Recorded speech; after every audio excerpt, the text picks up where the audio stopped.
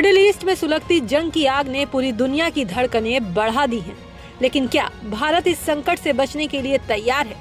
क्या भारत ने अपनी तैयारी मुकम्मल कर ली है? तो डरने वाली बात नहीं है। प्रधानमंत्री नरेंद्र मोदी ने राज्यों के साथ मिलकर सुरक्षा की लक्ष्मण रेखा खींच दी है। शुक्रवार को प्रधानमंत्री नरेंद्र मोदी ने सभी राज्यों के मुख्यमंत्रियों के साथ वर्चुअल बैठक की। मुख्यमंत्रियों के साथ करीब 2 घंटे तक मंथन किया।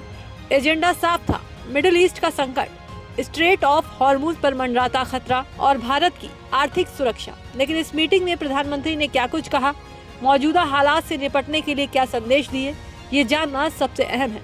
पीएम ने राज्यों को साफ शब्दों में कहा, हमें टीम इंडिया की तरह काम करना है। कहा जा रहा है कि मीटिंग का सबसे बड़ा चर्चित पॉइंट रहा लॉकडाउन। सूत्रों के मुताबिक पीएम मोदी ने मीटिंग में ये भी कहा कि ईरान इजरायल युद्ध संकट के असर की वजह से देश में कोई लॉकडाउन नहीं लगेगा। यही नहीं, युद्ध का फायदा उठाकर कोई आम जनता की जेब न काटे, इसके लिए प्रधानमंत्री ने सख्त चेतावनी दी है। साथ ही राज्यों से जमाखोरी, मुनाफाखोरी के खिलाफ सख्त कदम उठाने की अपील की। इसके अलावा पीएम ने गलत सूचनाओं, अफवाहों के प्रसार पर भी चिंता जताई और इस पर सख्ती दिखाने के लिए कहा। सटीक और विश्वसनीय जानकारी के प्रसार पर जोर दिया। राज्यों के मुख्यमंत्रियों के साथ हुई इस बैठक में ईंधन की सप्लाई, बढ़ती महंगाई और रसद व्यवस्था को दुरुस्त रखने पर गंभीर चर्चा हुई। सरकार की प्राथमिकता साफ है, सप्लाई चेन को टूटने नहीं देना है और एनर्जी सिक्योरिटी यानी पेट्रोल डीजल की उपलब्धता को सुनिश्चित करना है। इस दौरान मुख्यमंत्रियों ने पीएम को भरोसा दिलाया कि उनके राज्यों में पेट्रोल, डीजल और एलपीजी का पर्याप्त स्टॉक मौजूद है।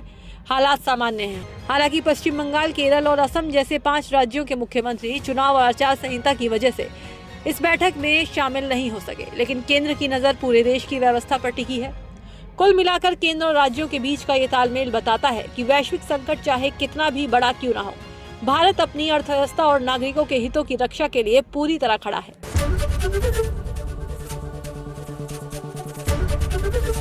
एबीपी गंगा, खबर आपकी, जुबान आपकी।